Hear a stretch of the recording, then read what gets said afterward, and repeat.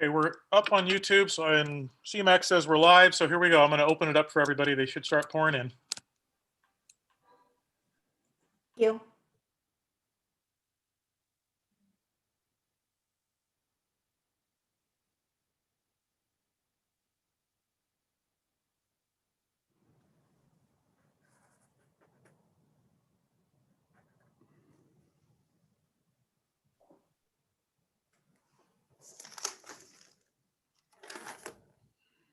We'll give it a few minutes.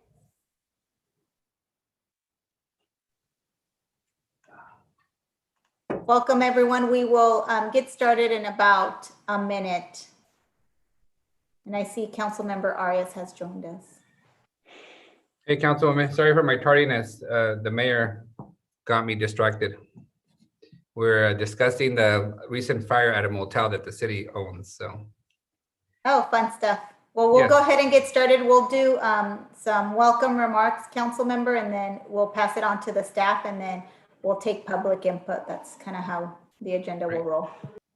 So from my perspective, Councilwoman, I just want to say hello and apologize because I have to excuse myself early, but I have a commitment with my kiddos. And if the homework project doesn't get done, then they're going to get a bad grade and it'll be my fault. So I will be here for the first 30 or 40 minutes. So if you need me, if not, my staff will be here for the rest of the meeting. And I look forward to hearing all the input and getting these protected bike lanes.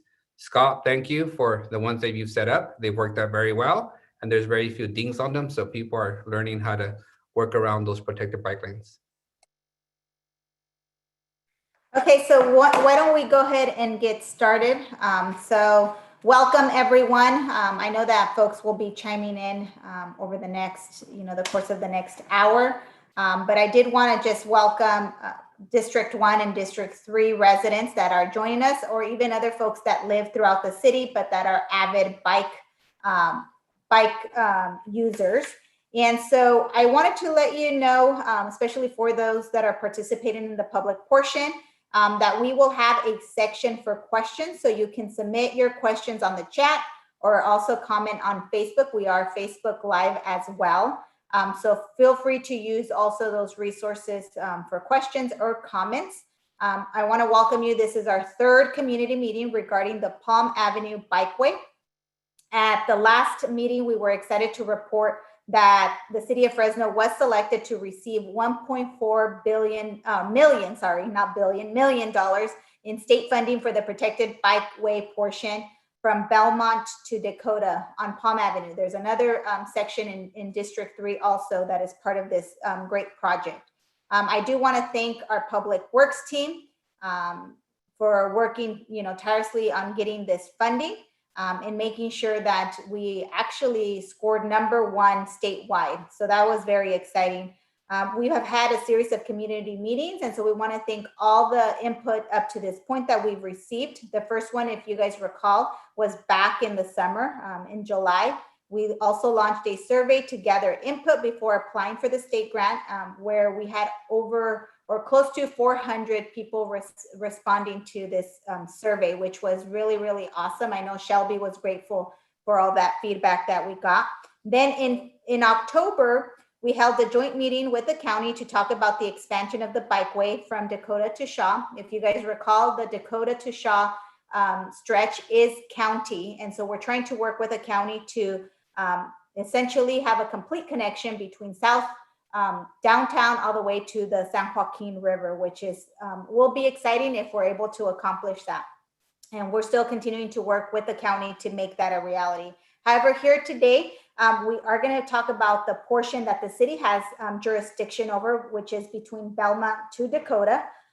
We are excited that this project is going to help connect the various neighborhoods in the city of Fresno, and will provide better amenities, safer amenities for those avid bike riders in our community, and hopefully encourage more folks to cycle. As you guys know, that this is not just a safety issue, as we've seen, tragedies happen in our community, but it's also an environmental issue because we can encourage folks to use their bikes, use public transit, and therefore reduce our carbon footprint.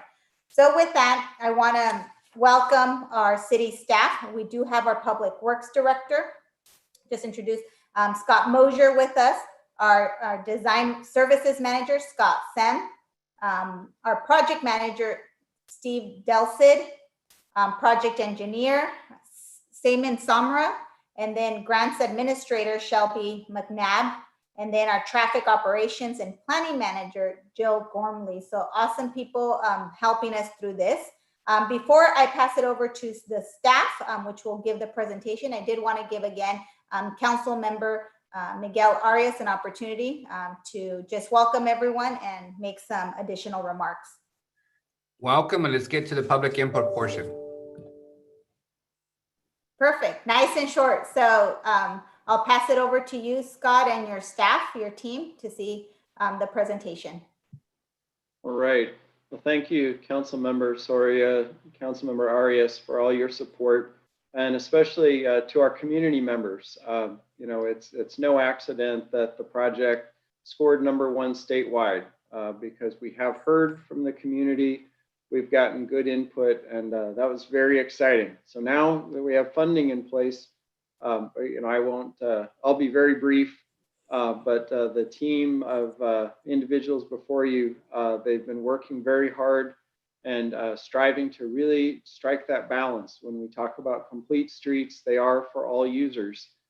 So both to provide an innovative, protected bike lane, but also to make sure that traffic flow does function, and also to look at every residential and business use along these corridors and consider your needs and how things can function best. So with that, I want to just turn it over to our team to walk you through presentation and gain some input. Thank you, Scott. Welcome, everybody. I'm Scott Seam with the Public Works Department. I am going to try to share this presentation with everyone right now. And hopefully it works okay. Can everybody see that? I hope. Yes. Yes, it's coming across good, Scott. Okay, thank you. All right, well, welcome everybody. As was said previously, this is our community meeting to discuss the current status or state of our design project for the Palm and Belmont Class 4 project. Got a couple of slides here. Welcome and introduction we already went through. I wanted to briefly touch on the meeting agenda, what we're doing this evening. Actually, quite a bit of information to cover. I am going to try to speak as slow as I can and as clearly as I can, but also get through a whole bunch of background information and design information that I think is relevant to the community before we dig into the actual design of the streets. We went through the introductions. So we'll get to general information and ground rules for this meeting, go through some project background, summary of the progress to date, just to get everybody up to speed with what the last 8-9 months has brought. Summary and discussion of the proposed design elements, where we'll go over some of the features of the project, some of the design issues maybe, so that when we get into the actual roadway layout, maybe you won't have as many questions as you would otherwise.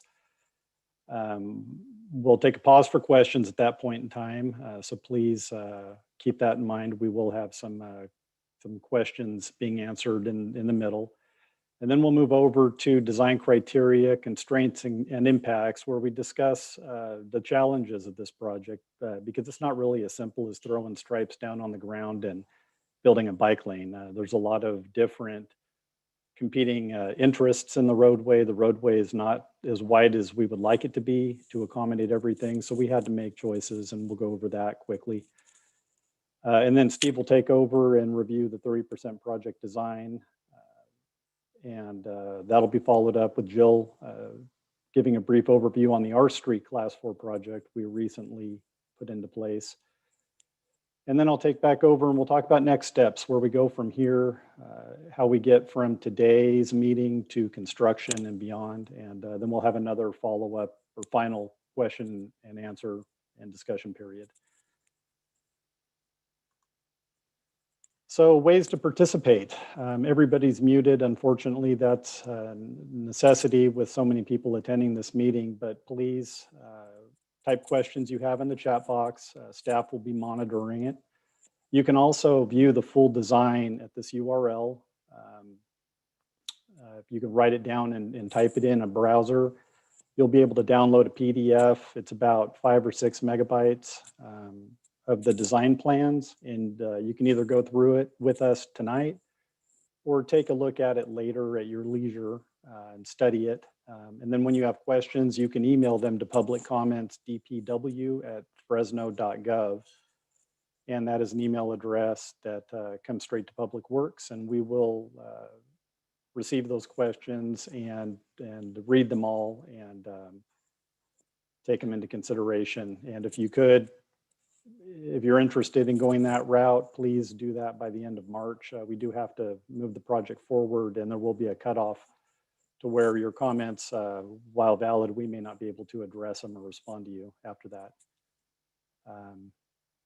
And then we will be creating, if it's not up already, we will be putting up a featured projects page with this to keep everybody in the loop for progress on the project going forward. So keep your eyes open for that. So quickly for the ground rules, watch and listen to the presentation. Please take notes to reference later. We will be going over a lot of information, and I'd like for everybody to be able to ask the questions that they have. If you don't write them down, you may not remember them later. Enter the questions in the chat box. We'll answer them as we can. If we run out of time, like I said, we can still go through the email address, and anything that doesn't get addressed, email to us and we will respond. And in the chat, please treat others with respect. Remember, the goal of this project is to better the community and not specifically adversely impact an individual or group. So please keep it positive and go from there. And disrespectful behavior will, it's a fast way of getting booted out of the meeting, and we don't want that. We want everybody to participate. Scott, if I can interrupt you for just 1 second, there Yes, is sir. no chat ability in this particular Zoom webinar, but we do have the Q&A available, and that is where people will need to enter their questions. Chat typically is not enabled for things like this. We try to do the Q&A, so people can use the Q&A if they have a question. They type in their question. When staff responds to that question, the answer will be made available to everybody that's in the attendees right now. So just a point of order that there is no chat, but there is Q&A, which is where people will need to ask their questions. So thank you. Thank you, Gavin. I wasn't aware of that. I appreciate the clarity. So even more of a point to take notes now, so you can get all your questions answered later. So background, where have we been? Last summer, we had a community presentation for the Quick Build project when we were putting together the grant application. That was submitted, as was said earlier, it was received very well by the scoring committee, giving us the #1 spot out of all the grants that were submitted. And part of that was because we came to the grant ready to go into design. We didn't need money from the ATP to actually commence design. So we were ready to hit the ground running with our preliminary engineering phase so that we could start construction earlier than many of the other applicants. And that brings us into the fall. The CTC adopted our project. We sent our construction management teams out to do the field survey. Steve Delsit and his designer got underway with laying out the class 4 facilities. There was also a county connectivity community meeting that happened that hopefully a lot of the people on this call attended, where the county contemplated their portion of this project, as Councilmember Sori alluded to get the bike lanes all the way out to North Fresno, but it has to go through the county between Dakota and Shaw. So that meeting happened, and then we started our preliminary engineering design phase, and we've been working in that phase for the last 2 or 3 months with weekly meetings with staff internally to discuss challenges, to discuss options that we had at basically every intersection, every segment, both sides of the street. It's not the same everywhere, so it required a lot of coordination on our team's part. And, we met that challenge by meeting every week and staying in touch. And we also met with BPAC a few weeks ago to go over our design and flesh out any issues they may have with it. So moving on to the design elements. This project is a combination of a class 4 and a buffered class 2. I think there may be some small areas of unbuffered class 2, but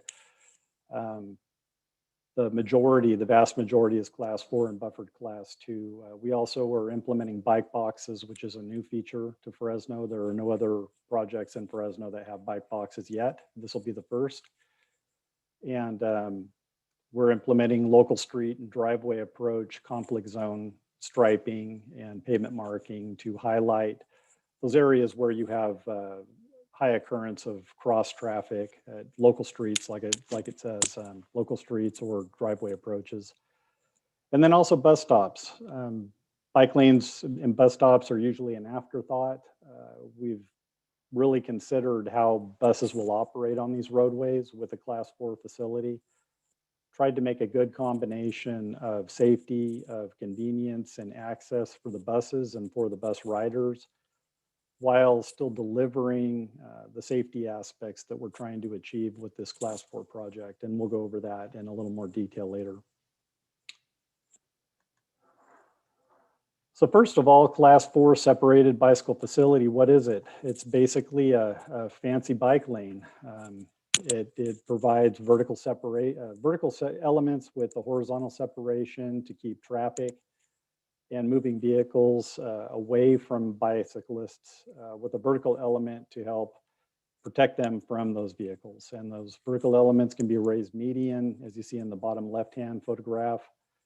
They can be a planter box, as in the upper right, or they can be a row of parked cars and flexible post delineators. The little picture on the inset is the same brand we use, but different color. We're going with white with green reflective tape. So kind of the opposite of what's shown here, but that was the only picture we had available. A lot of these are varying cost and varying difficulty. Part of the quick build project is the quick element. We can't use this money for permanent infrastructure changes. So building medians or building planter boxes, widening the roadway, those kinds of improvements are just not in the scope of this project. We're really left with parking protected with these flexible post delineators that could be removed or relocated if need be later on in the future. Also, we have class 2 buffered bike lanes. Class 2 buffered bike lane is essentially a class 2 facility like you see throughout Fresno. Either it's against the curb or it's against a row of parked cars that are on the curb, but it includes kind of a no man's land between the travel lane and between the bike lane to give the cyclist a little more separation from the travel lane. And if you could look at the inset picture, they put the buffer in this example near the parked cars for the door zone. And that's another option. We're not going that route. We elected to put the buffer on the traffic side of the road. That still gives the cyclist a little more room to move around a door opening if that should happen to them. But that's a class 2 buffered bike lane. We have these installed today on Spruce between Millbrook and Cedar Avenue, and on Maple, University to Shields. That's a newer project, and that's the picture we have in the upper right corner inset, where you see the 2 dashed lines representing the buffer area, and then the bike lane, and then there's a parking lane that's striped up against the curb. So it gives you a little more space between the bike lane and the travel lane to give the cyclist some enhanced safety. The bike boxes. So these are new to a lot of people, unless you've driven in the Bay Area and Southern California. They're becoming more common. We are implementing these at every signalized intersection in the scope of our project. And what these really do is give the cyclist a refuge area at a red light. Today, if you're a cyclist, even if there's a bike lane and you want to mix in traffic, you have to do so at your own peril. You know, you have to wait for a gap in traffic. You have to rely on the good nature of the driver to let you in and not cut you off. What the bike box does is it gives you a 10-foot refuge area behind the crosswalk that gives you a spot to maneuver into at a red light, and then you can take control of the lane at that point. So if you want to go straight across the intersection, maybe there's no bike lane on the far side of the intersection. This lets you mingle with traffic when the cars are stopped. It gives you a space to do that. Or if you want to make a left turn at the intersection, it gives you a good place to get into a left turn lane without having to weave through cars or slow waiting for gaps in traffic, especially on multi-lane roads. That's important. So these will also have a bicycle detection. So when you pull up there, if you're the only vehicle, the cyclist is the only vehicle, they will get detected by the traffic signal. Cars, as you see in this image on the right-hand side, they are to wait in the unpainted area. The next slide is some design detail for a bike box. There's a lot of small print in here. I'm sure you're having a hard time seeing, and I apologize for that. But this outlines some of the advisory requirements, some stop here on red signage for the vehicles to stop behind the green paint. Yield to right turning vehicles yield to cyclists so they don't overlap and cut off and right hook cyclists coming down the bike lane. And then no right turn on red, prohibiting vehicles from making a free right at the intersections in case there's a cyclist coming along. It gives the cyclist some assurance that a car isn't going to right hook them because of a free right option. So these are some of the features and some of the safety enhancements that we'll be implementing at the intersections along this project to complement the bike box. For drive approaches, cross streets, and other right turn conflicts, we, in our soon to be published addendum 7 to our standards, we have these two new plates, P81A and 81B, that outline our requirements for high volume driveways, for right turn lane development on a city street.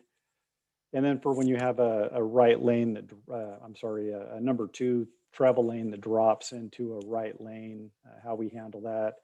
These are being implemented throughout this project where they're needed and as determined by the city traffic engineer. So this will help cyclists identify areas that may be unsafe, that they may need to slow down for, keep their head on a swivel, look for cars, and also tells the vehicles that that's an area where they may have to cross paths with the cyclists. So maybe they should do the same thing, slow down, open their eyes a little bit, pause and look, not just, make a quick right turn, potentially hitting somebody and hurting them.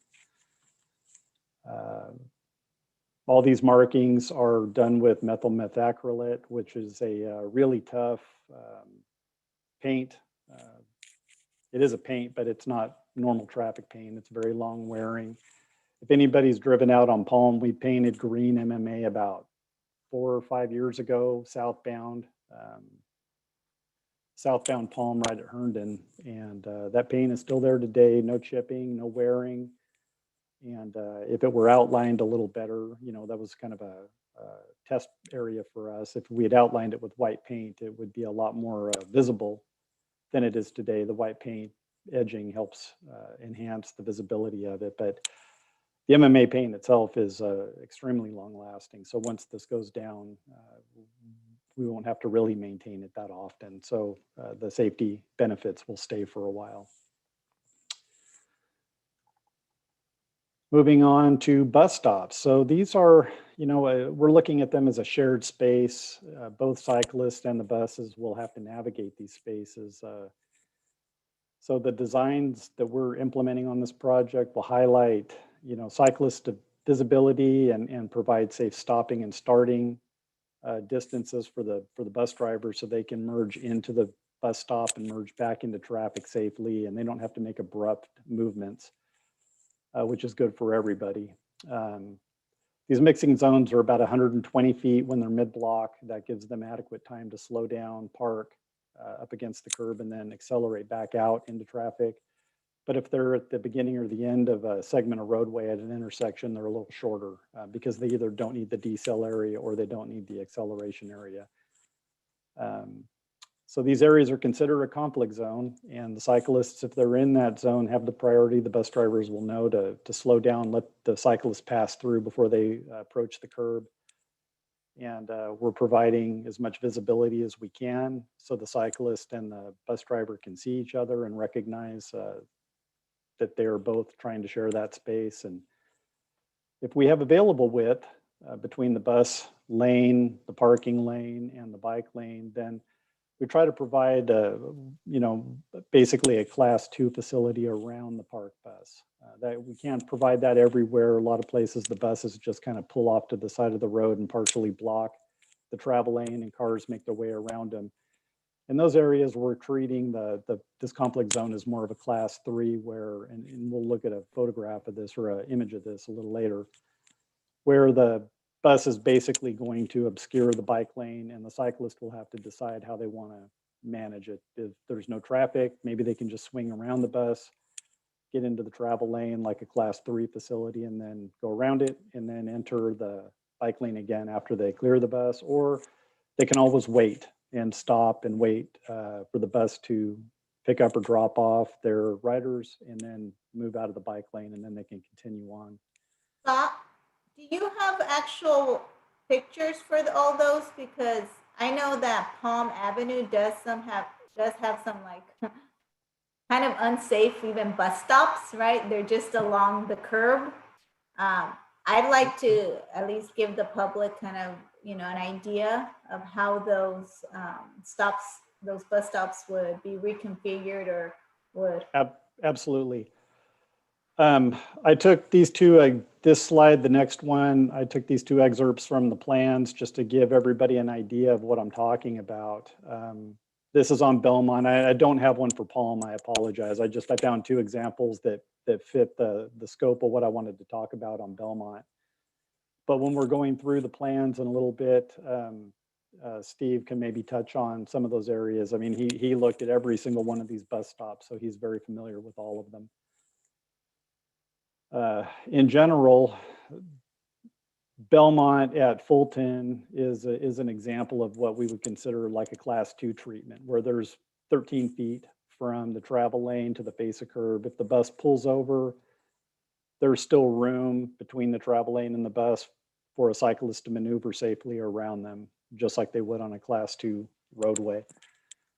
And this goes on the other side of the street. Is kind of unique that the bus stop is right in a right turn lane that we're proposing. So the cyclist will have an actual dedicated bike lane plus a buffer. There's plenty of room eastbound for them to maneuver around a stopped bus here. And then if you look at the kind of the worst case scenario, we have just east of Glen Avenue on Belmont, where the bike lane is and the buffer barely 8-9 feet wide.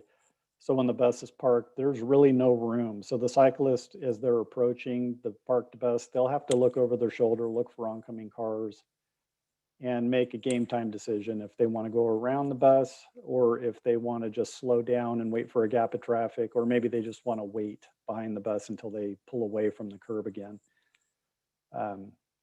There's really not a lot we can do in this scenario to provide a full accommodation of both parties. Really have to manage the roadway width, the available width, the best we can, and this is what we came up with.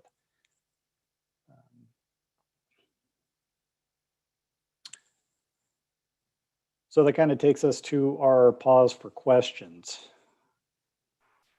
if anybody has any. Or There are several questions on the Q&A. Want me to start from the top?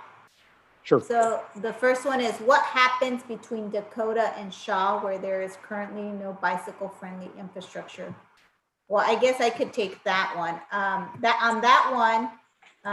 We are working with Fresno County. The supervisor is Steve Brandow. We've had an initial meeting to try to get them to see if they'll build bike lane on that stretch. So we're still working. They're committed to continue the conversation, and hopefully we can garner support from that neighborhood to make the entire connection. So that's where we're at right now. But we want to focus on building ours first so that we can then encourage them to build the connection between Dakota and South Shaw. The next question is by Joe. Oh, he says, may I unmute to put some input on the new updates? Joe, I don't think we can unmute him, can we?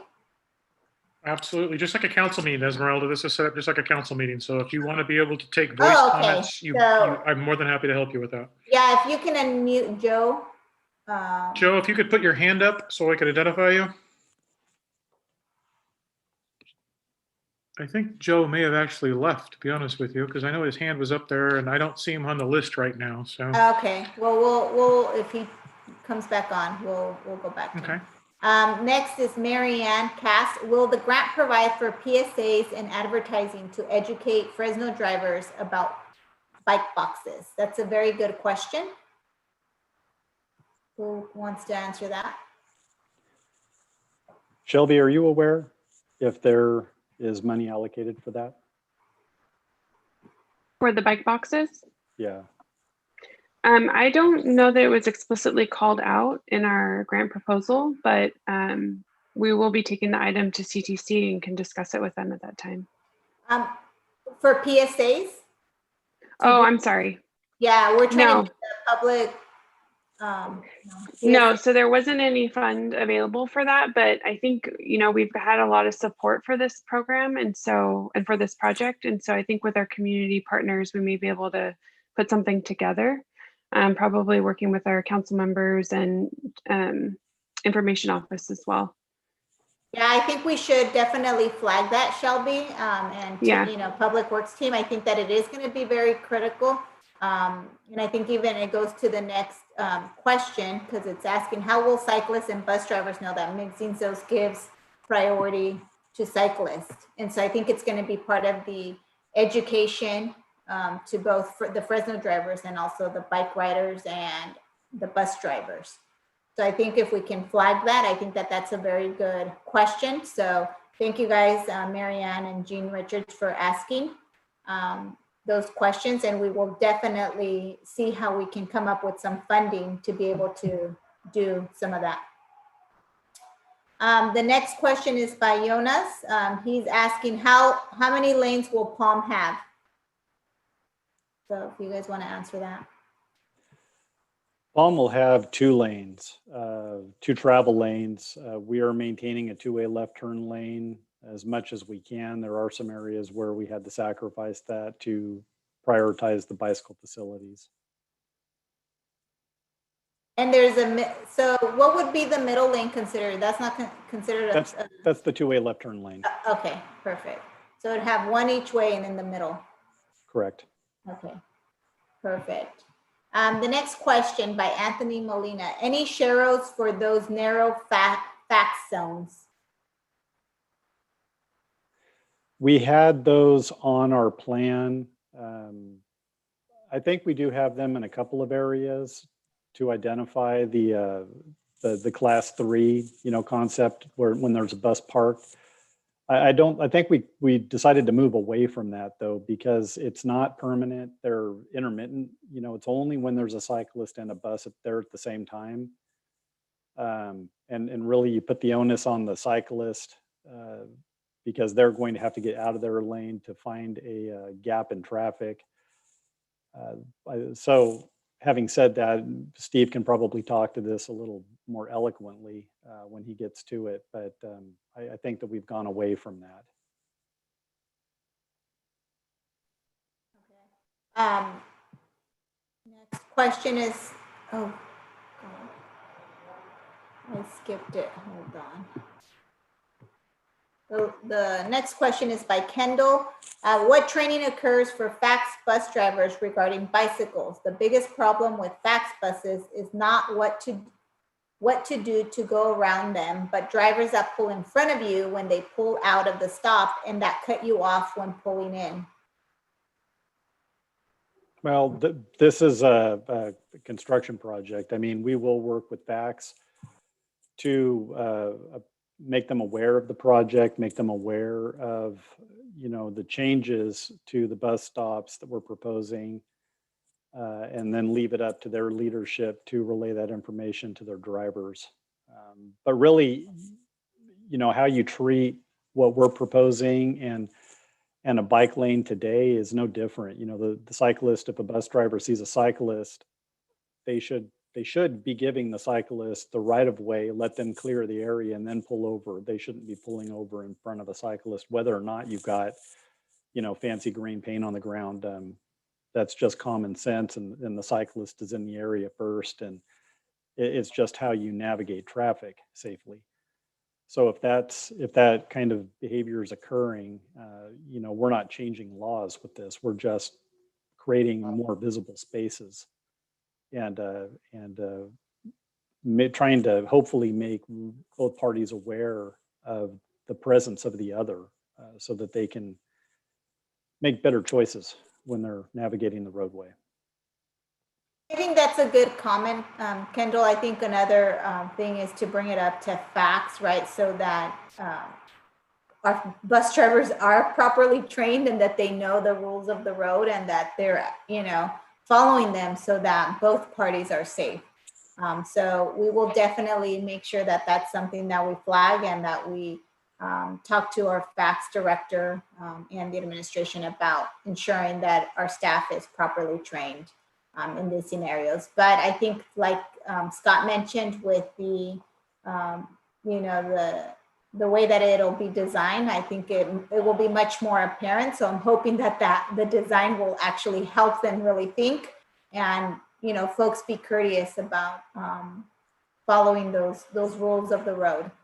The next, it's more of a comment by Eduardo Navarro, more of a statement. Just wanted to say thank you for all the info. Love the planter setup, but understand you got to do what you got to work with. Thank you for all your work. Jean Richards, another question. Where will it be necessary to use class 3 route sections around the bus stops, etc.? Only Belmont or on Palm also? Well, on Belmont for sure. I am, Steve, can you chime in on that? Do you know approximately how many locations along both roadways we have that class 3 treatment where there's not enough space in the bike lane and the bus stop to accommodate both? I don't know how many offhand, but I know of these fax stops, there's about 33 locations, and that's amongst the whole ballpark 4 miles that we have. But Belmont has a majority of them where they're going to consume the entire shoulder or entire bikeway. And so if I had to recall, it's about 5 or 6 plus or minus. It's mostly on Belmont, all those on Belmont. Palm, we have more of room where there's a space to navigate around it. And in the future, in a few minutes, we will see a majority of those right now. Thank you. Perfect. I think we have one more question that just popped up by Jeff. Agree with need for further bus driver training. I also experienced close call with bus drivers moving into bike lanes. Yes, so we will definitely connect with our facts director and the administration on this issue. Appreciate you guys bringing it up. Looks like we are done with this segment of questions. If you guys want to continue on with the presentation. Love to, thank you. So design constraints and criteria. Like I mentioned earlier, these roadways are narrower than we'd like. And so you have to balance the needs of the project, the goals of the project, with the needs of the community and the residents that live out there and people that work. So our criteria was, number one, safety. Maintain visibility for both parties, try to slow traffic down and promote a sense of awareness for both parties of their surroundings.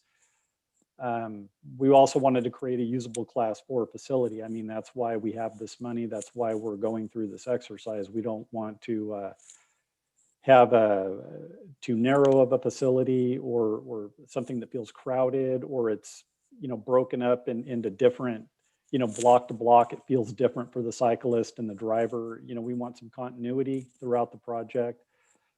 And we also want to maintain as much on-street parking as possible. Unfortunately, the parking takes a hit with these projects. We tried to keep it everywhere we could. We recognize that it's a necessity for many residents out there and businesses alike. So we really tried to prioritize that as well. And then, provide a two-way left turn lane where possible. That helps decrease bad behavior in drivers trying to make a quick left turn before, the next platoon of traffic comes the other direction. But again, we have to make sacrifices. The bike lane is the project, and that's where we allocated roadway where we needed to. So we'll see that when we get to the plan, the discussion on the plans shortly. The constraints we have on this, number one, the grant requires quick build with no permanent improvements, and it has to be changeable and adjustable later. So like I said in the beginning, that precludes our ability to move curb lines, build planters, build raised medians, or do any kind of other hard construction.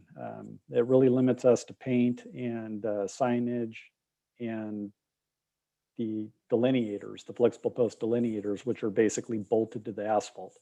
They can be removed later easily. Our available roadway width is limited.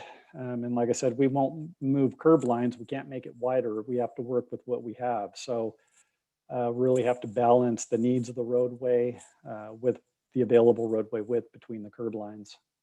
We also have bus stops in schools and churches, high volume driveways, and curbside parking and drop-off areas. All of these compete for the same space we want to put the class 4 bike lane in. So again, it's a jumble of competing needs on these projects, and we've tried to balance them the best we can.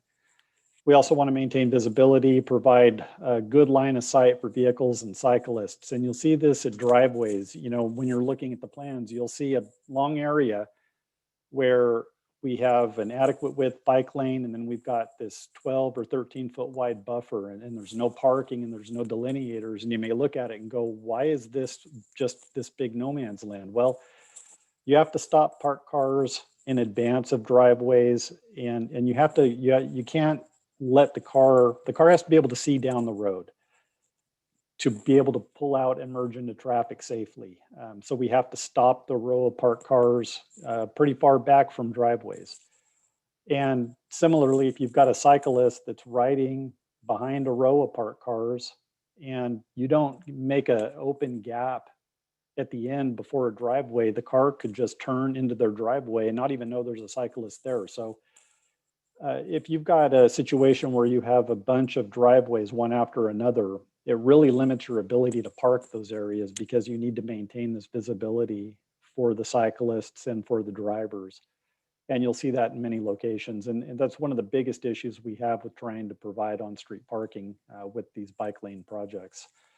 And you'll see it when we go through the plans. And we also need to maintain adequate width in the bike lane for street sweeping. We can't build a bike lane and then make it non-maintainable. And if it accumulates a bunch of debris, then it's not safe for cyclists and they don't want to use it. So there is a minimum width we have to adhere to between the base of curb and those flexible post delineators. That kind of sets that beyond our own standard for how narrow we'll allow these bike lanes to be. That kind of sets the standard also. And then the impacts that this project has on the community. So significant segments will be class 2, buffered and some unbuffered because we don't have the roadway width to do a protected bike lane, or we can't put the flexible posts in because we don't have, we have too many driveways or other, fire hydrants or other needs that would prohibit our ability to do that. On-street parking will be reduced. We already talked about that. Travel lanes will be narrowed or eliminated. We're using a 10-foot minimum throughout the project. Some areas are a little wider, but 10-foot minimum is as small as we're going anywhere on it. And then some areas will lose the two-way left turn lane. And in return for those, we will get bike boxes with detection loops, which I already talked about. These are new to Fresno and a great project enhancement. And we'll be expanding our green bike lane infrastructure and cycling specific with these cycling specific delineators that don't look like construction cones. They look like they're made for a bike lane because they are. They're green and white and they're meant for bike lanes. And they're pretty much widely known to be that. So when you see those white posts with the green reflective tape around them, you know that's a bike lane. It's not, you know, parking prohibited or anything like that. It's specifically a bike lane, and it helps create awareness of people's surroundings and driver surroundings. And the project will provide significantly improved cycling access to both Palm and Belmont, which you'll see when we go through the plans. So with that having been said, Steve, if you could take it from here, I'd appreciate it. Absolutely, Scott, and thank you very much. Okay, everyone, as you can see right here, here is our project limits. Here's when the grant is underway. We have Belmont. Belmont is roughly 1 mile. Palm Avenue, we have almost 4 miles here. We have about 3.75. Each of them are slightly different. We currently set up preliminary plans. We have a large amount. We did not include all of them in here. What we will go through first is a bit of Belmont Avenue, and then we will go through the remainder with Palm. A lot of them are where we have redundant. We will have some redundant plans, but to give everyone an idea, a good concept of what we are suggesting, what we as a team came up with. So Scott, next slide. So this is the prime location right here because it is the intersection of both Palm and Belmont. And just to shed some light here, just for all these slides, all the dashed lines represent the existing curb, gutter, and sidewalk. All that will remain. All the other stripes that you see, the lines in the roadway, all that will be new because that's what we are going to do for this about 4 miles. We're going to remove all the existing stripes, clean coated with slurry, and then in place here, brand new stripes. So the whole thing will look good. It'll be new. What you see in green is actually what we came up with. Is actually the proposed green paint that we will in place at all these intersections and all the roadways. Where are you going to see green? You're going to see green mostly as the driver and the cyclist meet each other, such as the intersection. What we have here, you can see here, we have a good amount, roughly 25 feet of the green paint prior to the intersection. And then has you can see on all 4 legs here, has every intersection where the cyclist has the ability to navigate to the left turn, to the through movement, if they want to remove away from the bikeway, or if they stay on there. And we didn't want to just place at each drive approach. We wanted to show the importance of this through the intersection itself. That's what you see. We currently don't have any of this here in the city, but this is what we're electing to propose, to show, to let all parties know who will be navigating through these areas. It may be a little tough to see, but where we have the buffer zone, for example, on the right side, where is Belmont, and on the north side of Belmont, you can see a buffer there. The majority of them are 3 feet, because that's the minimum. In there, you'll see a little curve there, not curve, but a little, so it's only, in real life, it's only 40 inches, and it's the post that Scott spoke of earlier. That represents that, in case there's any questions. Can someone point it out? Can you use the pointer or something to highlight it? I don't know what you're talking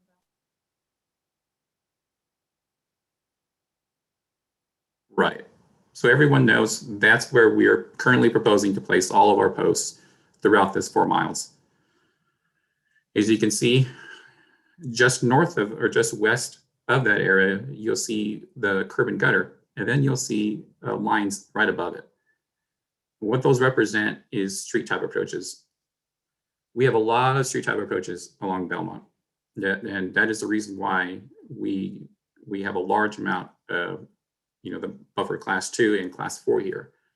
So along this area, it's about 50% formally protected and 50% making providing ingress and egress from all these drive approaches.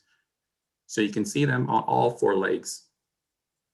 And of course, we as a city and as a project, we are not modifying them at all, nor are we changing them or changing the rights to them. One would say, how many of these are there? Well, within the 4 miles, there's about 160 of these. And so that's quite a bit. And I'm sure they're all well used. I've driven down there this road and I've seen them well used, and I've actually seen cyclists driving down here or riding a bike down here. On the north side, on the northeast side, this is a standard bus stop because we have the bus is along Palm and along Belmont for both of this section. So where you see a dash line right here, all that's representing is our desired room that we want to provide every bus driver the ability to navigate in and out of the protected zone or in the isolated zone.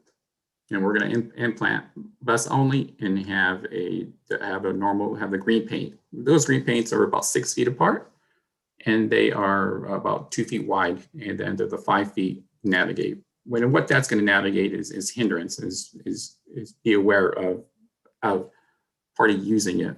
And so we will place them at all these areas, as well as, for example, on the northwest side, we want to guide the cyclist to navigate around. As we all know, that the intersection is not straight, it has a large curve to it. Another reason why we wanted to put the green completely through the intersection. So on the south side, on the right side of the south leg, which is Palm Avenue, in here you'll see, on the far side, you'll see what the bikeway will be when we're trying to hit 7 feet for all of them. There are all locations that you'll see 6 feet, but we are highly trying to hit 7 feet. We're making it a priority here. And then we have our 3 foot of buffer that we are trying to hit as a minimum, or we need to hit as a minimum. Where possible, we are going to widen it to make a large room for all parties, for our roadway maintenance, streets sweepers, a bit more safety for everyone riding.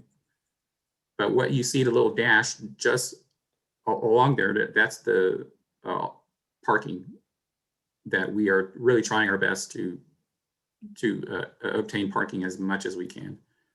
The tough part is a lot of the tough part was Belmont, to try to keep and maintain all the parking, because it's a little more narrow roadway. Palm was also tough because of the large amount, but we were able to keep a bit more on Palm than Belmont. So as it starts right here on the left side, this is just beginning. This is literally where we start to begin, where we convert from Belmont from 4 lanes, 2 lanes in each travel direction, and no center 2-way left turn lane. And you can see here is where we are modifying. Currently have the concept to modify it so that we maintain to 1 as we pass Palm Avenue. We then convert to 1 lane each travel direction and a 2-way left turn lane, which is good. All the drive approaches on Belmont that are commonly used, I'm sure it'll have a lot of room, a lot of use for that. And that 2-way left turn lane, of course, will turn into left turn lanes, and that'll be relatively new, but I'm sure it'll be work out well. So this is Belmont. What we're going to do now is head to the east, and that's followed by the next slide. And so here is Belmont and Broadway. This is what you're going to see has a common intersection where there's no right turn lane, there's no, that's about it. There's no right turn lane, there's no double through lanes, or there's no large left turn lane. But this is what we have arrived at, where there could be large angles, there can be, many times they are, because this intersection is a little unique on the south side. Broadway is a bit more larger. And what you're going to see, you can see here, is you can see the green paint that we're putting here. The MMA has discussed earlier, and with the priority or with the notification for the vehicle, for the vehicular traffic to stop before the green. And that's in where many of these traffic signals do not have, advanced detection, but the ones that do, we will implant their new loops for everyone utilizing, all the cyclists utilizing these ways. And what we're trying to do is wherever possible, we are doing it. So for example, and that is the placement of these posts. For example, on the northeast side, you see how, as it approaches, there's one post immediately at the intersection. A little bit to the left, Scott. Oh. Yeah, right there. So because we're trying to hit a large distance outside of these drive approaches, as you can see, the several drive approaches in there, we have we're setting a new standard, a trend, where we're going to place these. And so we have just enough space where we will. But if you look catty corner from that, heading eastbound, there's a driveway immediately right there. So this is where we have our, what's to be classified as a buffered class 2, where we will, however, we are still going to place signage at all these traffic signal locations, denying vehicular traffic the ability to turn right on red. We all know, I'm sure all of us do it as well, where we turn right after a look. Well, Broadway doesn't count because I know there's a large building right here. But on all these intersections, we commonly turn right. But with this job, with all these intersections, I want to say there's 12 intersections we're working on here, where we're going to implant those signs, not allowing the vehicular traffic. There are a couple of locations that we'll get to it at the very next one where it will be allowed. But for the most part, that is not what the goal is. So, Scott, so here's Van Ness. You can see the last one at Broadway was a common intersection that didn't have a right turn. It just has a normal, regular roadway, kind of like it is today.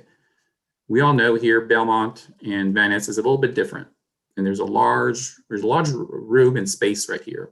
And this is one location where we're electing, okay, we have a large amount of space in here and it's highly used. And there's a bus stop right there, and it's utilized as a bus stop and a right turn.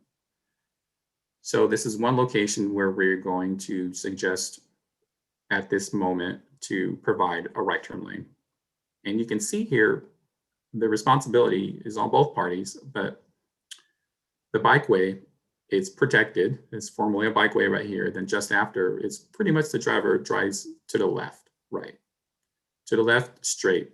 And then there's this large notion right here. This is large 2x6 green paint segments, where that's all the right turning traffic and all the exiting traffic from these driver approaches right here. Well known that a party is going to use this at any time. Heading eastbound, you'll see the intersection, the approach is very similar to the left. And what you'll see, this will, by the end of the slide, it will be redundant because this is the goal. We have a goal here is to make it uniform, where we want to make everything the same as possible. And it's just for the good of all, and that's the way all vehicular traffic needs to view things. As you continue heading east, here is a bus stop. Here's another location where we don't have the full traffic. We don't have the full space. We only have partial of the space where it allows the 8 feet and then the additional 5 feet, which makes the 13 feet possible, as Scott mentioned earlier. As the bus stops further to the east, it opens up, so there is a little ability for the bus stops. As we all know, sometimes the bus stops and then it will sit there for a few minutes. So this could be a location where there's a bit of space where the driver can, or the cyclist can easily navigate around. Not at the beginning, but towards the end. You can see here, approaching eastbound at the intersection in Van Ness, there's no drive approaches, so we're able to place the post right there, right. We have a lot of, for example, College Avenue. We have a lot of these approaches. Out of the 4 miles, we have about 64 approaches. And it seems so, it's a bit unique because it's not super easy, which means it's a challenge, which means it's going to be willfully known. And so, for example, at every drive approach, this is what we're doing. As you pass College Avenue, we're going to have the 2 by 6 foot green paint in 6 foot segments to let everyone know. So going down Belmont Avenue, you're going to see quite a bit of that.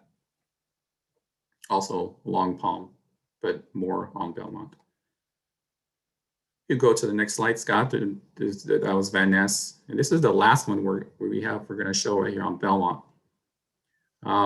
What this is showing is similar. The similar approach here, where we just have a normal through movements, and there'll be no right turn on red, and there'll be stopping short of the green paint. But what is also showing is how we're able to accommodate for a different kind of the bus stops. So you see how this bus stop right here, it is much larger. We have a lot of room right there. We are taking a priority. We have our 7 foot bikeway, and then we have a 11 foot gap there because that'll make room for the parking areas that we have right here on Belmont. We all know Belmont right here, it allows parking there today. So that is the one area where we're able to keep it, because there is an ample amount of space over there to make it happen. So this is one example. The northwest side is one example of an ideal location for us, how we like to see it, where there's parking, where if it happens to be parked there at the bus, the cyclist has the ability to navigate around it, as was discussed earlier. Now, then again, if you look catty corner to that, this is an area where we don't, where there's a bus stop, where there's not enough space right there. There's 11 feet, which means ideally, right, the 2 parties are going to communicate with each other with most of the onus on the fax team, just like any other traffic utilizing the roadway. And here it will be traffic utilizing the roadway. So this is what they'll vary from: the tight area, 11 feet, and the large area where there's room no matter what time of the day or day of the week. Before we move on, I did want to mention, clarify something. The bus only, this is meant as a message for drivers not to encroach in this area. It's not meant to imply that the bus is going to stop in this blank area. They will be pulling up to the curb, just like they do today, to pick up and offload riders, and the cyclists will go around. I just wanted to throw that out there in case that was confusing to anybody. Mm-hmm. Yep, thank you. Here's Palm. Now what we're going to do is work from Palm. This is the southerly portion of Palm at H Street. And we're going to hit some key locations for the slides we have all the way to Fruit. Dakota. And so here's an area where the roadway is a bit where we are really doing our best and try to accommodate all parties. We all know there's homes that live here that utilize the frontage area. We all know that there's a large amount of truck and vehicle traffic that utilize all of these traffic approaches right here. So what you see here is some of the reason this was brought up is just to show we are converting just like we saw elsewhere. 10-foot travel lanes and a 10-foot two-way left turn lane. As we all know, lefts are commonly made here. This is what you'll see. So you'll turn from 4 to 3 segments for the travel lanes, 2 one northbound, one southbound, and then a two-way left turn lane. We currently at 8th Street, it would be, everyone has likely familiar that 8th Street currently has 2 southbound lefts. And what we're suggesting here is to remove one of the lefts and make room for the end, as this is the end. We have to make adequate ends for the bikeway, the bike lane. So we all know we can see southbound the bikeway, it is navigating away and then entering the roadway. And that would be the end of the bikeway, the bike lane. It's a southerly portion as mentioned earlier. All along down northbound, and this is what, and you'll see this and it'll reiterate it all the way quite some time, where we have various segments where we can fit parking and where we cannot. And you'll see the reasons why clearly based off of the dash lines for all the drive approaches. So there'll be some parking, unfortunately, a bit less. Go to the next one, Scott. This is Palm and Dennett. So where this is where is it? This is just north of Belmont, as we already talked about. We already saw Belmont, so this is slightly north of it. This is one location where, just to show for everybody here, if you look at Dennett right there, and then look on the south side where we have room. Where we have room, we are putting parking. We are putting to accommodate all parties here. And on the north side where we don't have room, and north side of Dennett where we don't have room, we still have our bikeway, but we do not have parking, just like it doesn't exist today. But just simply to let everyone know. And on both on the south side, you'll see the bus only way, the bus only.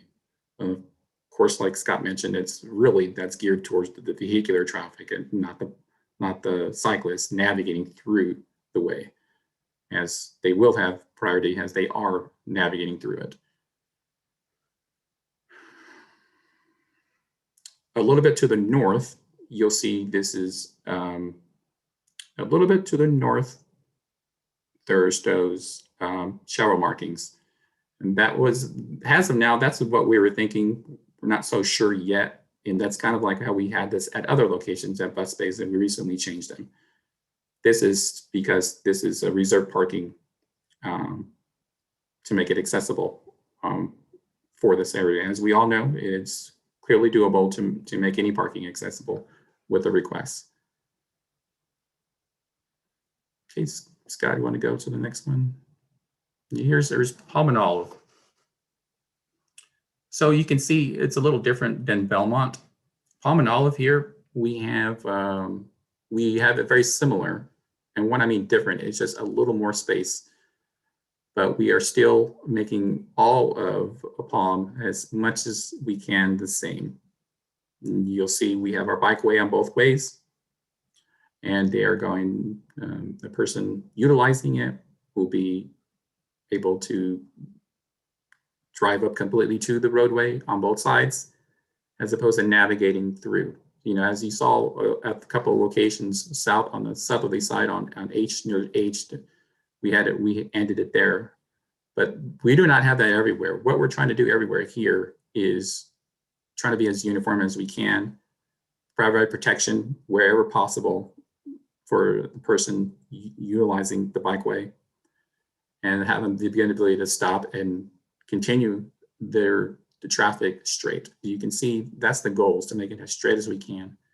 So if you look at southbound, the bikeway, if you navigate through the green, it is straight as we can. The same thing for northbound, and then also navigates through a bus bay where there's room to navigate around it if needed.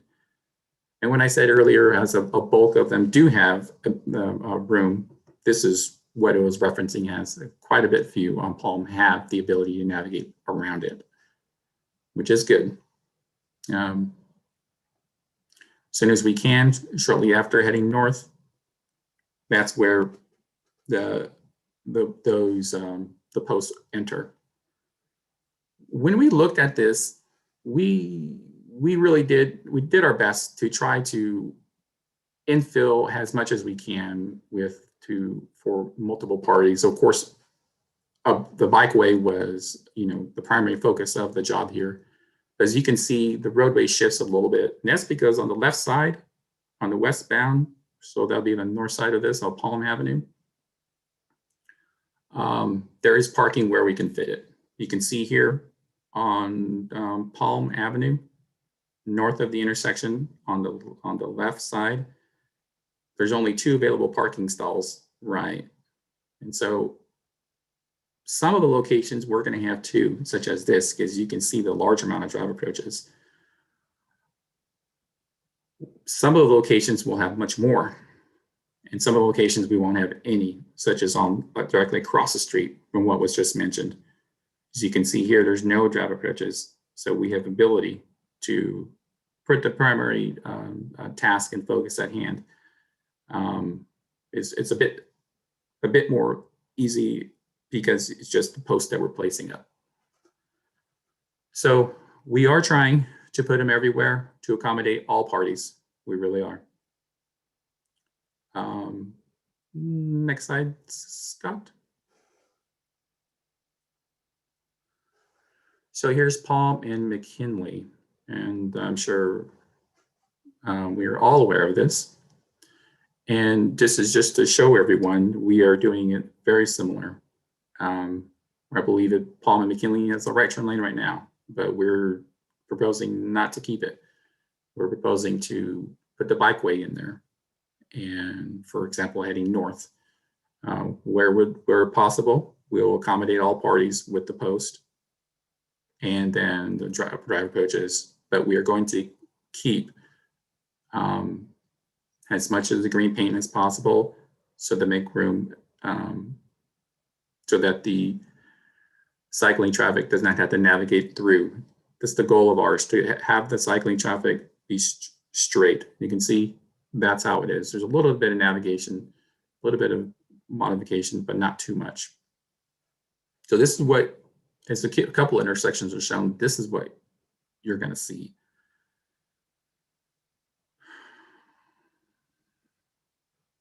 Here's Palm at Terrace. Of course, you can see here.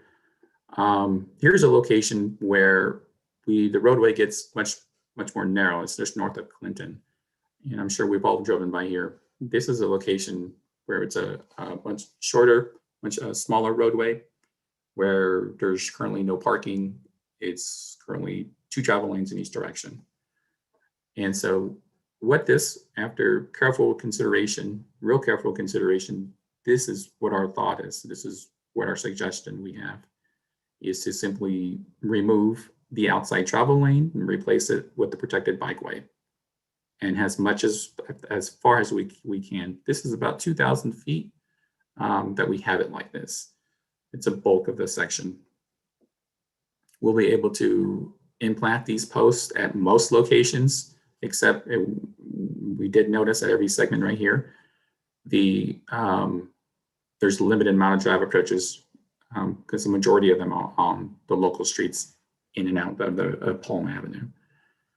So you can see here where we have this small segment, and then just south of that, that's where it expands. We'll have it expand to a larger buffer, and then we'll make room for the 2-way left turn lane at that point. So this will be a location where it almost like it is today, but without the number 2, where traffic turning left will only utilize the same way. Turn left through it, await traffic, await oncoming traffic, or the clearance, of course, of oncoming traffic. You'll see the little 2x6 green paint segments. You'll see a lot of that where we navigate through all these intersections, giving the priority, giving the notification to the vehicular that that this is a bikeway. And it continues through all these bus stops. You can see here We have run it by about these dimensions from FACTS. FACTS is much on board, and they are going to be then, like many contributors, going to be a large party to this job, and they're very supportive as well. So hands down to them. Okay, perhaps the next one. So this is another intersection, as you can see here. It is Palm and Shields, and it's very similar. It's very similar where we're going to get all the vehicles to get used to it, to be aware of it, where as they approach these large intersections, there could be a large buffer. There's going to be posts next to them, and we are going to follow the rules, which is you can see right there where the hovering is taking place right now. That's an ideal location where we have the ability to put the post, and we're going to have a nice sign there, no right turn on red. And it's a large buffer in between, because this is what we as a team came up with. And as you can see here, Palm Avenue itself has gone from two travel lanes with not even classified bike routes, and to now post this job, it will be, you can see where the primary attention will be placed at all for these almost 3 miles we have on Palm right here.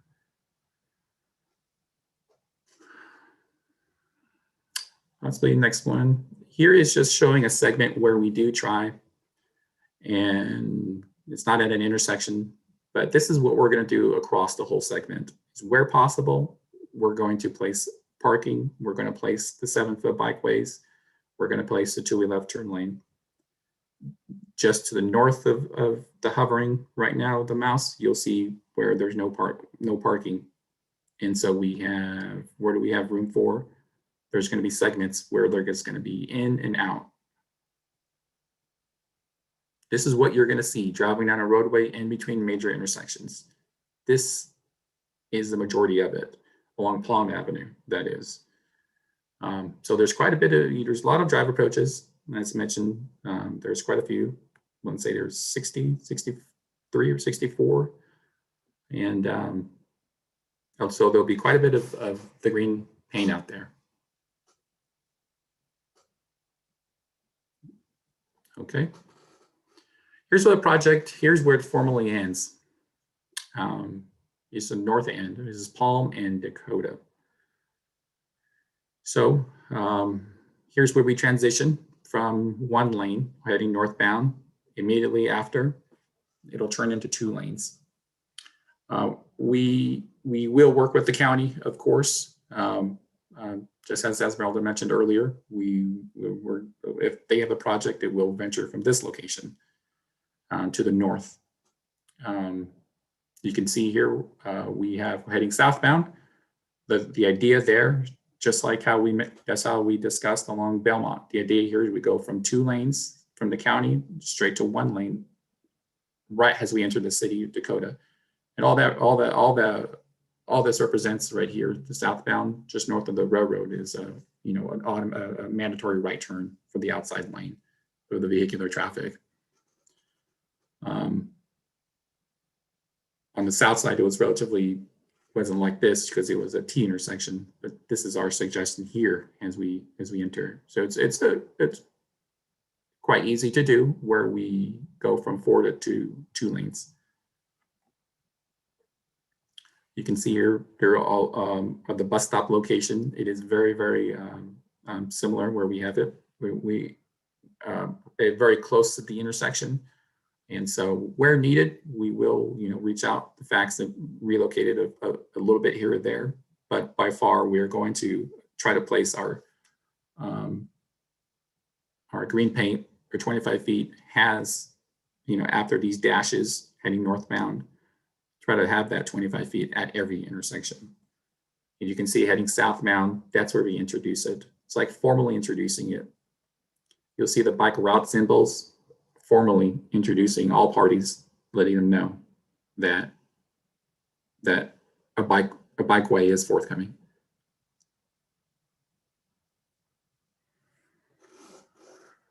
Okay, that pretty much concludes I would say about a dozen of these segments we have so far. Not every intersection was placed, but even has everyone likely notice, it will be the same as much as we can, which is the goal, of course. Thank you, Steve. Councilmember Soria, do you want to go through questions? I think Scott answered many of them. Do people get to see the answers? Or no? Yes, if you type in an answer, the people see the answers in the question. Oh, and answer okay, section. perfect. So I know that I saw Scott answering majority of them. There was one suggestion that was just typed on the Q&A by Kendall. It says, my suggestion is no left turns from Terrace to Simpson. I think that's about a 6-block stretch. I don't even know how that would be possible. That's just. Yes, just to answer that, this is Scott Mosier. I know there are some communities that have made that difficult decision. I can think of some that may be familiar, City of Monterey, Lighthouse Avenue. You can't make any left turns kind of in the area up the hill from the aquarium and Cannery Row. If you want to make a left, you make 3 right turns around the block. Definitely some inconvenience in getting used to. City of San Francisco on Van Ness in similar manner.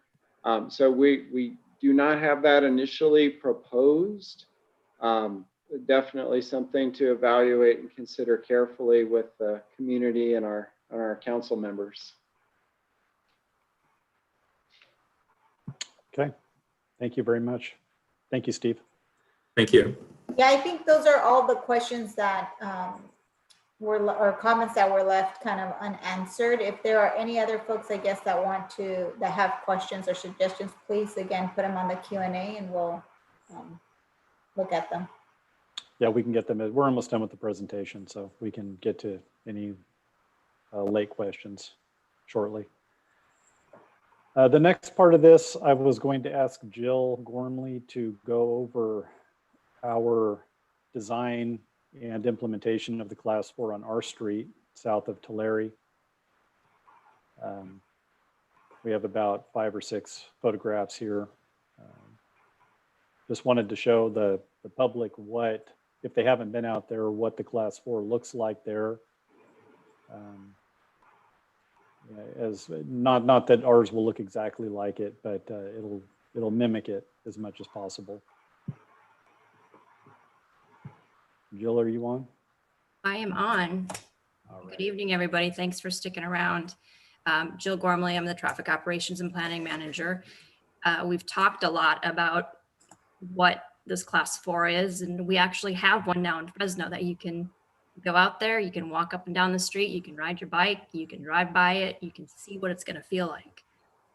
It's on our street between Tulare and Ventura, and we had a slurry seal project out there. If you're not familiar with slurry seals, it's pretty much creating a blank slate for the street, taking all the stripes off. So we had this blank canvas, and we thought, we've had some requests in the past for this area for Class 4. We were going to try it out. This picture right here is looking southbound on our street. You can see, we've talked a lot about these flexible posts. You can see those flexible posts on our street right now. You can go out there, you can touch them, you can bend them back and forth. They are flexible. They're not going to break unless you hit them super hard.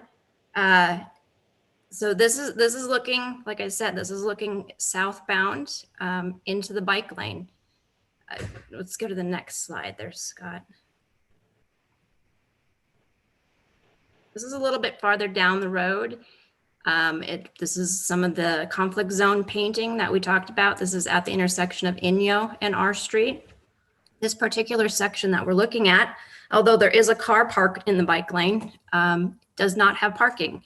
Our street, if you remember, before we did this, was travel lane in each direction and a 2-way left turn.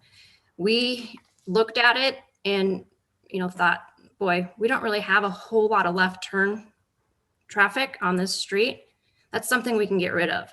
Palm Avenue, we're keeping the left turn pocket. We've got more driveways, more streets, and on Palm, it's going to provide that safety area for somebody to get out of the travel lane. On our street, we didn't think that we really needed that as much as we did on Palm. So we chose to remove that two-way left turn in favor of parking and the bike lane. So this section right here, you can see we didn't have, so let me back up here. So if you've been on our street also, we have some funky sidewalks. They're old loading dock ramp type things. And so they present some challenges. So we chose this section right here not to include parking because there's really no place for somebody getting out of the car on this side of the street to get on the sidewalk without walking down the street to get to one of the ramps. So we left this area without the parking, and you can see we have a fairly wide buffer there for the bikes. Let's go to the next slide. This is just another picture. This is just directly south of the intersection of our street. We do have the buffer with the flexible posts. We had to restrict parking right here at the intersection because of that left turn pocket. We had a project to put in a signal with left turn phasing, or add left turn phasing to the project not too long ago. And because of the funding that we use for that, we just couldn't get rid of that left turn pocket, and there's not enough space to have everything. As you've heard, as we've gone through the presentation, this is not easy. This is not an easy project trying to fit something into, curb to curb. So there's some give and takes. And this is one of the areas where we had to give up parking in favor of the bike facility. Is everybody going to be happy? Or is everybody happy about this? I don't think so, but it's kind of a balancing act for us. Let's go to the next slide. This is just another view. This is soon, all of these pictures, I apologize for some of the signage and the fencing and stuff. There's a lot of construction going on our street. So they're not the most beautiful pictures, but you get the idea of what's out there. You can see here, this is big stretches of parking and the flexible posts. We put the T's in there, we call them parking T's. So it's designating where people should try to park so we can maximize the space for parking. Yes, that's one of our T's there. You can also see there's some conflict paint at one of the driveways. Yeah, this is just a picture looking north. Next slide. Can you go to the next slide, Scott? Is there more?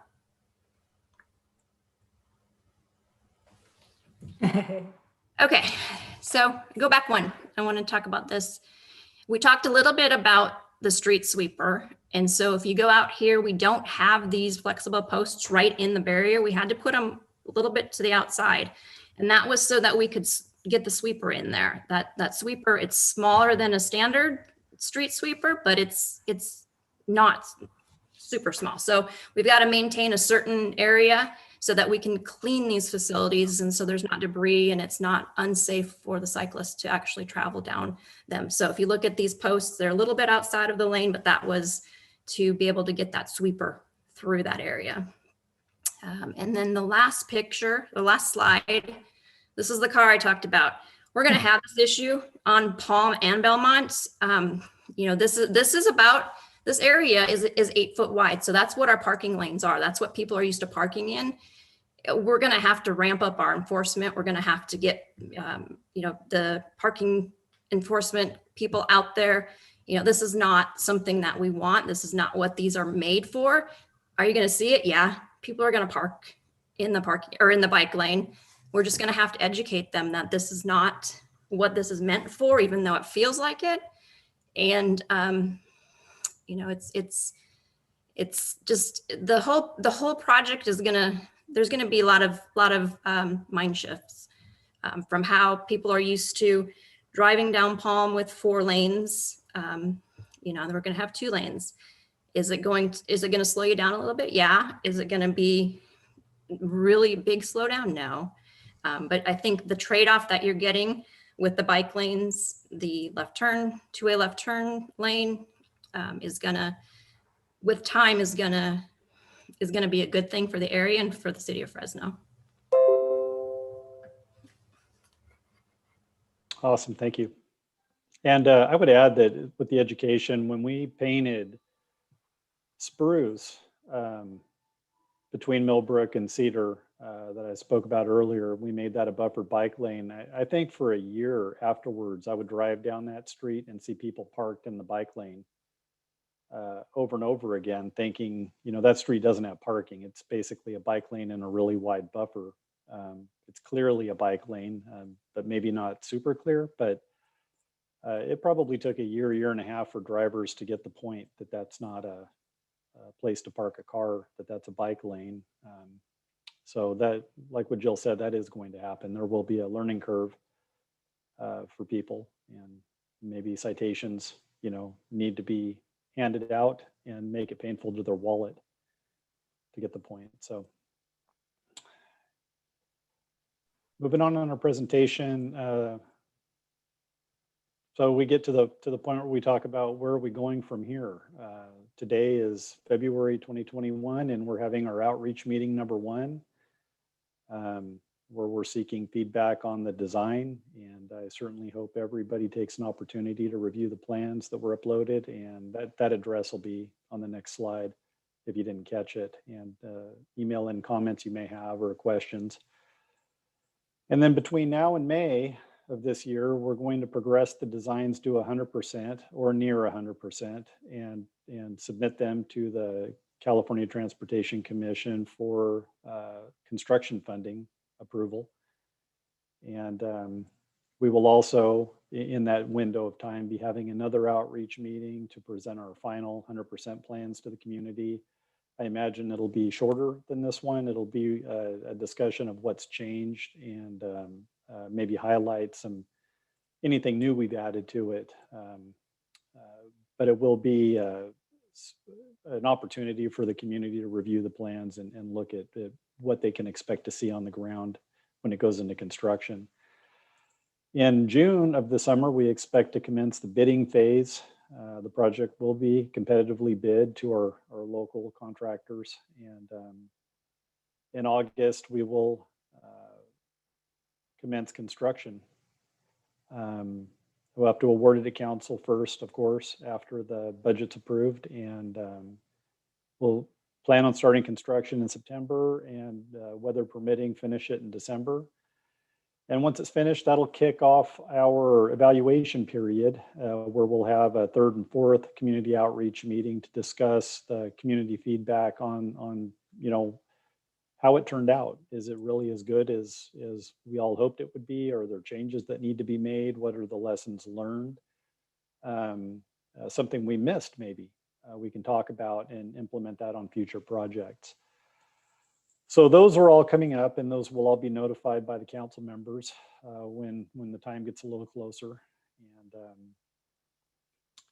that pretty much wraps up our presentation for this evening. I did want to mention that we do have other Class 4 projects. Maple Avenue between Gettysburg and Shaw was recently awarded to council last week. So that will go into construction in the next month or so, hopefully be done by summer. We'll be working on a pretty extensive Class 4 project around Fresno City College. Steve's team is actually undertaking that project as well. And we're doing one on First Street, south of Ventura, down in the Hazelwood area. And that project will be put out to bid this spring. So a lot of projects coming up. And this is kind of a learning tool for us. This project has been, it's establishing design parameters we will implement on future projects. Like Steve said, we want our Class 4 facilities to be as uniform as possible, so there's no surprises. It takes that last minute indecisiveness out of the equation. You know, a cyclist not knowing what a driver is going to do and a driver not knowing what the cyclist is going to do. I think everybody's got a good grip of how Class 2 bike lanes behave and how cyclists behave mostly in Class 2 facilities. And we want to get to that level of familiarity and comfort with class 4s eventually, and uniformity is how we do that. So we're establishing standards with this project, the Palm and Belmont class 4, that we will then implement citywide going forward. And it's a work in progress, and there will be modifications, I'm sure, but we're trying to catch all the big gotcha stuff now, so we don't have to spend a bunch of money later correcting things. So if anybody has any questions, please pop them in the Q&A. And I think there are a few, Scott. Let me go through them. So Andrew had a question about the parking, the car parked illegally on the bike lane. Is there somewhere we can report it on Fresco? I don't know if there's a feature on Fresco, Jill, that you know about, that if a car is parked, but that may not be a bad idea.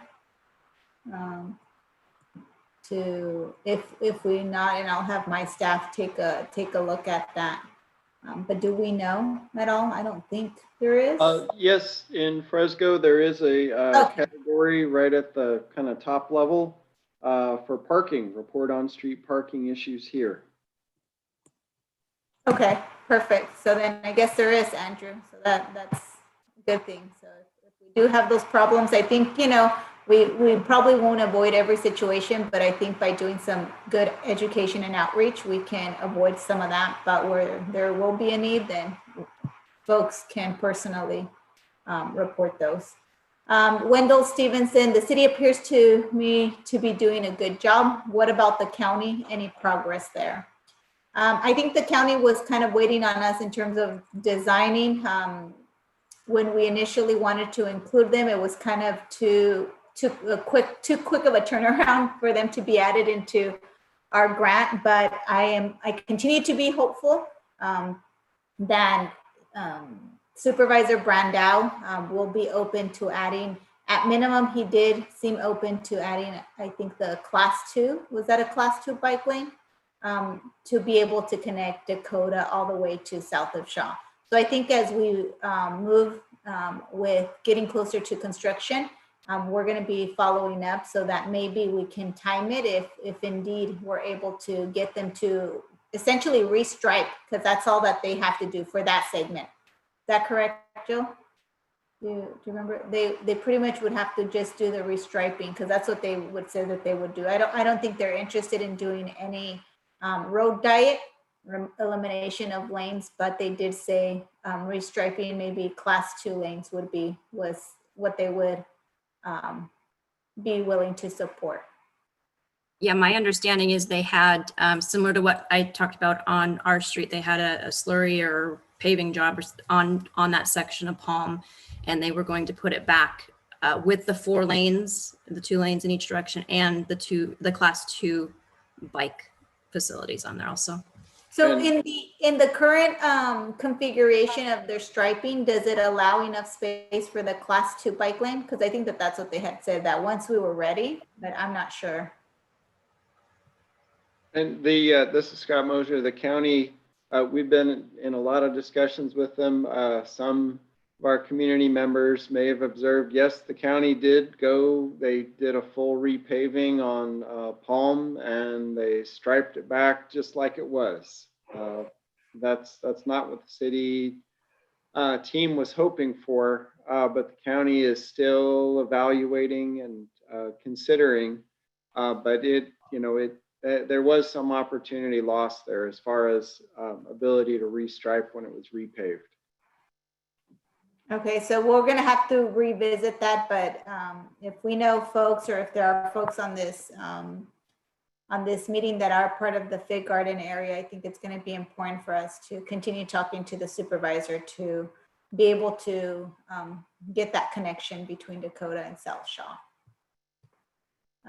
Another question by James Sinclair. Is this an annual grant? Is the city applying for the next round?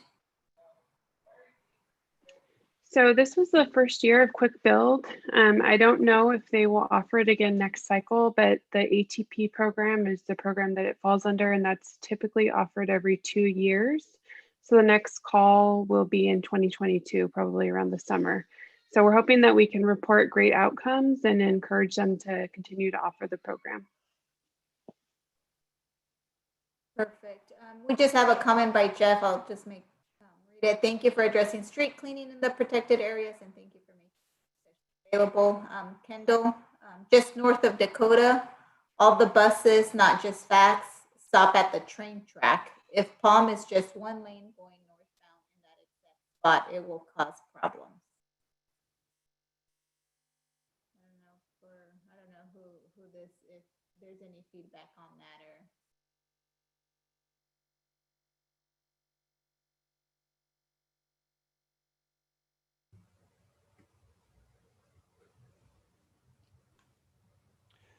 I'm guessing her question had to do with this area here. It was didn't- more of a comment on causing issues, I guess. Okay. Scott, I did not hear full. I was fading out on my end, but I did hear about vehicles stopping. I mean, It buses just said- stop here.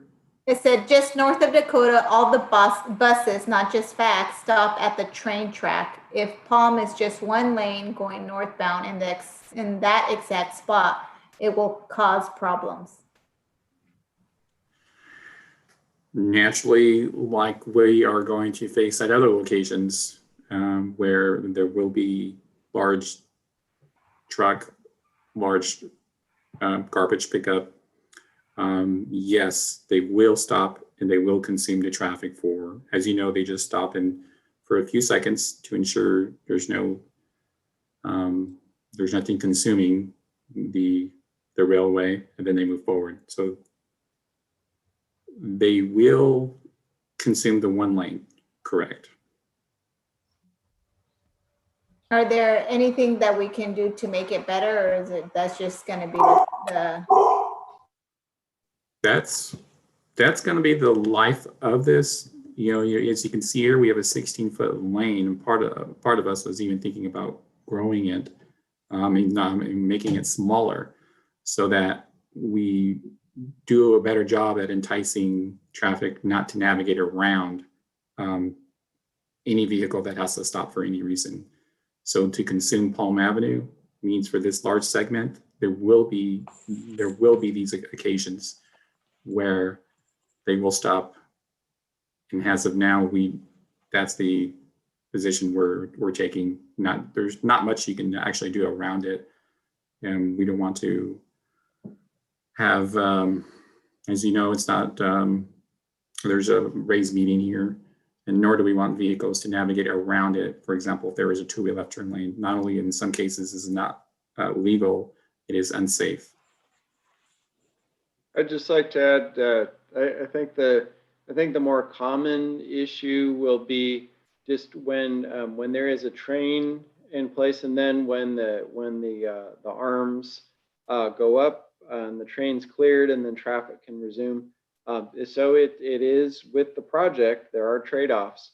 For cyclists along the corridor, this is a dramatic improvement with the amenity, because now cyclists, they're not forced to share that outside lane with the vehicles in this area. They now have that protected bike lane coming through the railroad crossing. But for vehicles, instead of once the train clears, instead of two lanes of traffic being able to go, north or south and clear that area, it will be down to one. So that will mean when there is a train, especially a freight rail on the BNSF, when it's longer, we will see a longer backup in that single lane, and it will take a bit more time to clear. But thankfully, we don't have trains, every half hour through there. It is a busy rail line, but thankfully, the majority of the time, we don't have the gates down. Another question was posted. Will there be any additional new lighting installed specifically down Palm? This particular grant does not include lighting upgrades, but that's something just both in Palm and in the neighborhoods and that we look at citywide, along with other priorities. So we'll definitely want to evaluate and look at our lighting. We just recently have completed an LED lighting conversion on the vast majority of the street lights. There are some remaining that are the acorn type ornamental lights in the area. And there are also just a handful of corridors that are being wrapped up by a current construction contract. So if there are any lighting concerns at specific areas, either that seem darker, community members feel that they would like to see be brighter, please contact our team. We'll be glad to evaluate. Yeah, and this is actually a good time for that. So for those folks that are avid bike riders that are listening, either, that have participated this evening or will watch this, we're gearing up for our next budget. And so that's where we can address those additional challenges of, allocating resources. And so as Scott mentioned, if we let him know in his department, they will go out and look at, maybe the needs that exist with some lighting, and if there's opportunities to add additional funding during the budget cycle to be able to address those. Another question, I've seen dashing used to indicate conflict zones at minor drive outs. Would this be helpful for both bicyclists and motorists negotiating these residential driveways and save green paint for larger street and intersections and bus stops?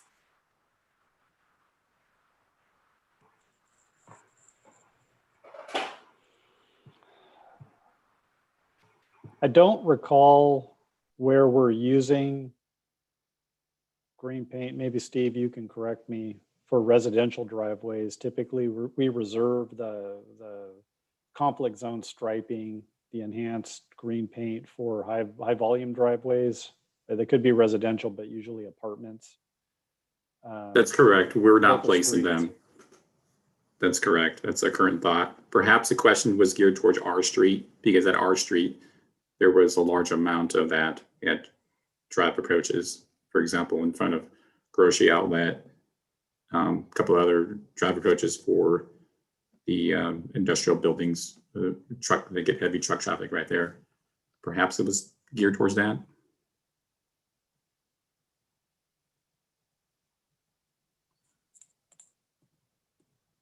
He's just concerned with the residential driveways. Okay. What, I guess, the type of striping that it will be. Okay. Well, just to reiterate, as Scott mentioned, the current plan of attack is to withhold any of the green paint dashes in front of residential drive approaches or even business. If there is a location that we happen to find out that there is a large amount of traffic, in any traffic, we will for sure input it. For sure, we will input it.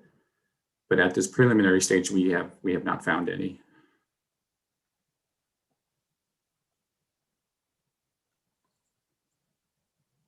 Okay, so I think those are all the questions, comments